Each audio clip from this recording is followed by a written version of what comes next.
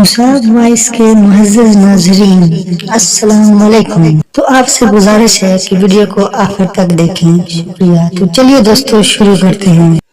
بسم اللہ الرحمن الرحیم۔ حضرت عبد المطلب نے 100 اونٹوں کی قربانی کیوں دی؟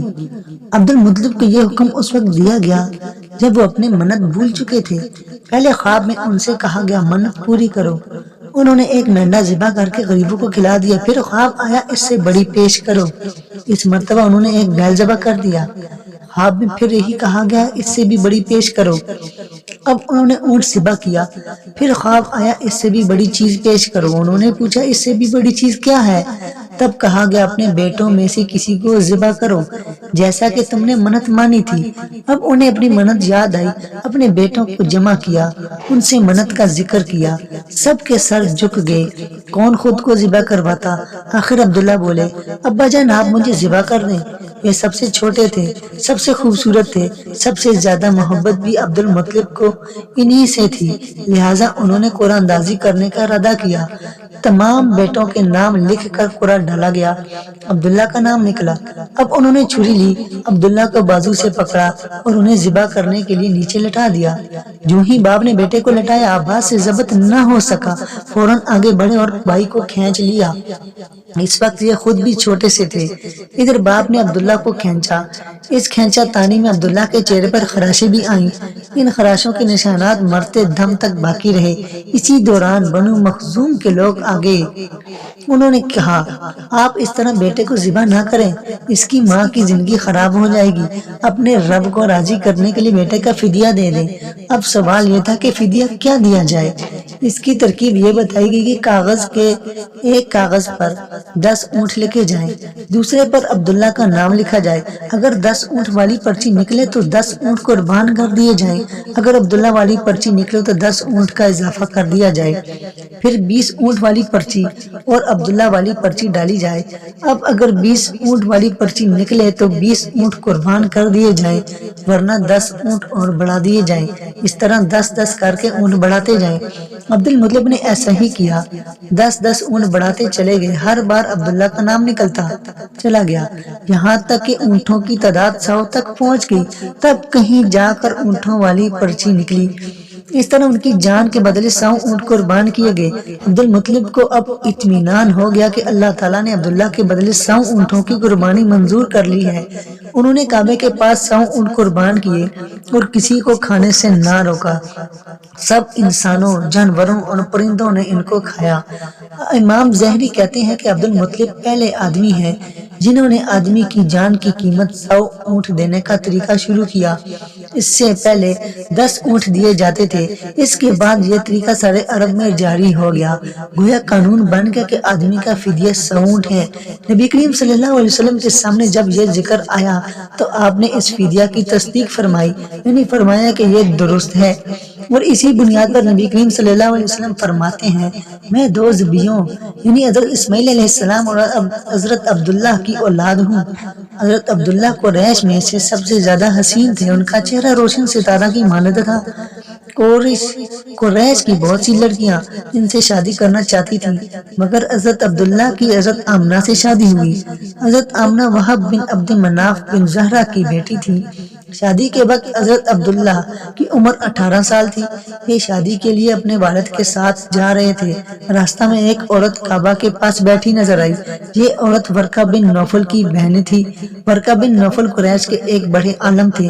ورقہ بن نوفل سے ان کی بہن نے سن رکھا تھا کہ وقت کے آخری نبی کا ظہور ہونے والا ہے، اور ان کی نشانیوں میں سے ایک نشانی یہ ہوگی کہ ان کے والد کے چہرے میں نبوت کا نور چمکتا ہوگا۔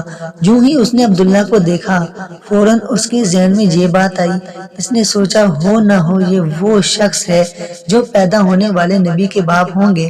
چنانچہ اس نے کہا اگر تم مجھ سے شادی کر لو تو میں بدلہ میں تمہیں اتنے ہی اونٹ دوں گی جتنے تمہاری جان کے بدلے میں ذبح کیے گئے تھے۔ اس پر انہوں نے جواب دیا، میں اپنے باپ کے ساتھ ہوں، ان کی مرضی کے خلاف کچھ نہیں کر سکتا، نہ ان سے الگ ہو سکتا ہوں، اور میرے والد باعزت آدمی ہیں، اپنی قوم کے سردار ہیں۔ بہرحال ان کی شادی حضرت آمنہ رضی اللہ عنہ سے ہوگی۔ آپ قریش کی عورتوں میں نسب اور مقام کے اعتبار سے افضل تھی۔ حضرت آمنہ حضرت عبداللہ کے گھر آ گئیں۔ آپ فرماتی ہیں، جب میں ماں بننے والی ہوئی تو میرے پاس ایک شخص آیا، یعنی ایک فرشتہ انسانی شکل میں آیا۔ اس وقت میں جاگنے اور سونے کے درمیان حالت میں تھی۔ عام طور پر اس حالت کو غنودگی کہا جاتا ہے۔ اس نے مجھ سے کہا، تمہیں معلوم ہے تم اس امت کی سردار اور نبی کی ماں بننے والی ہو۔ اس کے بعد وہ پھر اس وقت آیا جب نبی صلی اللہ علیہ وسلم پیدا ہونے والے تھے۔ اس مرتبہ اس نے کہا، جب تمہارے ہاں پیدائش ہو تو کہنا، میں اس بچے کے لیے اللہ کی پناہ چاہتی ہوں ہر حسد کرنے والے کے شر اور برائی سے۔ پھر تم اس بچے کا نام محمد رکھنا، کیونکہ ان کا نام تورات میں احمد ہے اور زمین اور آسمان والے ان کی تعریف کرتے ہیں، جبکہ قرآن میں ان کا نام محمد ہے۔ قرآن ان کی کتاب ہے۔ ایک روایت کے مطابق فرشتے نے ان سے یہ کہا، تم وقت کے سردار کی ماں بننے والی ہو۔ اس بچے کی نشانی یہ ہوگی کہ اس کے ساتھ ایک نور ظاہر ہوگا جس سے ملک شام اور بصرہ کے محلات بھر جائیں گے۔ جب وہ بچہ پیدا ہو جائے گا تو اس کا نام محمد رکھنا، کیونکہ تورات میں ان کا نام احمد ہے کہ آسمان اور زمین والے ان کی تعریف کرتے ہیں، اور انجیل میں ان کا نام احمد ہے کہ آسمان اور زمین والے ان کی تعریف کرتے ہیں، اور قرآن میں ان کا نام محمد ہے۔ حضرت عبداللہ کے چہرے میں جو نور چمکتا تھا، شادی کے بعد وہ حضرت آمنہ کے چہرے میں آ گیا تھا۔ امام زہری فرماتے ہیں کہ حاکم نے یہ روایت بیان کی ہے اور اس کو صحیح قرار دیا کہ صحابہ رضی اللہ عنہم نے رسول نبی کریم صلی اللہ علیہ وسلم سے عرض کیا، اے اللہ کے رسول، ہمیں اپنے بارے میں کچھ بتائیے۔ آپ صلی اللہ علیہ وسلم نے ارشاد فرمایا، میں اپنے باپ ابراہیم علیہ السلام کی دعا ہوں، اپنے بھائی عیسیٰ علیہ السلام کی بشارت ہوں اور خوشخبری ہوں۔ جب میں اپنے والدہ کے شکم میں آیا تو انہوں نے دیکھا، گویا ان سے ایک نور ظاہر ہوا جس سے ملک شام میں بصرہ کے محلات روشن ہو گئے۔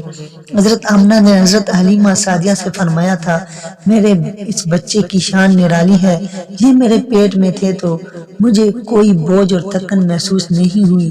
حضرت عیسیٰ علیہ السلام وہ آخری پیغمبر ہیں جنہوں نے آپ صلی اللہ علیہ وسلم کی آمد کی خوشخبری سنائی ہے۔